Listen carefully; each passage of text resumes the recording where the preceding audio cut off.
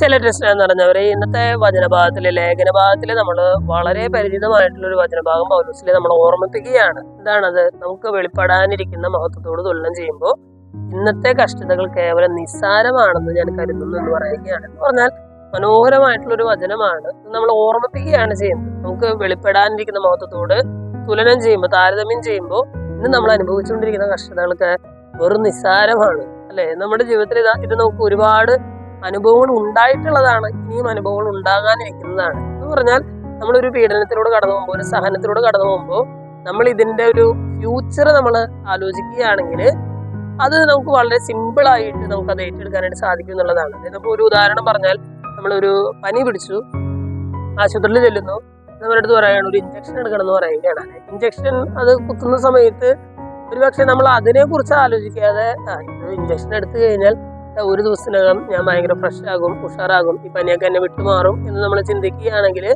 നമുക്ക് ഈ കഷ്ടതകൾ വളരെ സിമ്പിളായിട്ട് ഏറ്റെടുക്കാനായിട്ട് സാധിക്കും. ഗർഭിണികളായിട്ടുള്ള ആളുകളെ നമ്മൾ കണ്ടിട്ടുണ്ട്.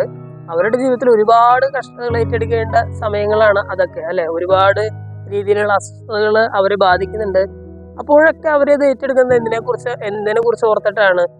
ഇനി കുറച്ച് നാൾ കൂടി കഴിഞ്ഞാൽ എൻ്റെ കൊച്ചിന്റെ ചിരി എനിക്ക് കാണാനായിട്ട് സാധിക്കും അല്ലെ. ഒരു കുട്ടി ഞങ്ങളുടെ വിവാഹ ജീവിതത്തിൽ ഈ കുടുംബത്തിലേക്ക് കടന്നു വരും എന്നുള്ളതിനെ ഓർക്കുമ്പോൾ, അതിനെ കുറിച്ച് ആലോചിക്കുമ്പോൾ ഈ കഷ്ടതകൾക്ക് കേവലം നിസ്സാരമായിട്ട് അവർ കരുതുകയാണ്. ഇന്നത്തെ ലേഖനഭാഗത്തിൽ പൗലോസിനെ നമ്മൾ ഓർമ്മിപ്പിക്കുകയാണ്, വെളിപ്പെടാനിരിക്കുന്ന മഹത്വത്തോട് തുലനം ചെയ്യുന്നത്. എന്ന് പറഞ്ഞാൽ ക്രിസ്ത്യാനി എന്ന നിലയിൽ നമുക്ക് ലഭിക്കാനിരിക്കുന്ന സ്വർഗ സൗഭാഗ്യത്തോട് തുലനം ചെയ്യുമ്പോൾ ഈ ഭൂമിയിലെ കഷ്ടതകളൊക്കെ കേവലം നിസ്സാരങ്ങളാണ്.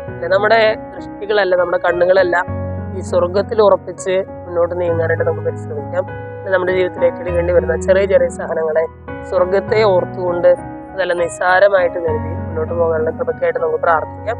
ദൈവം നമ്മെല്ലാവരെയും സമൃദ്ധമായിട്ട്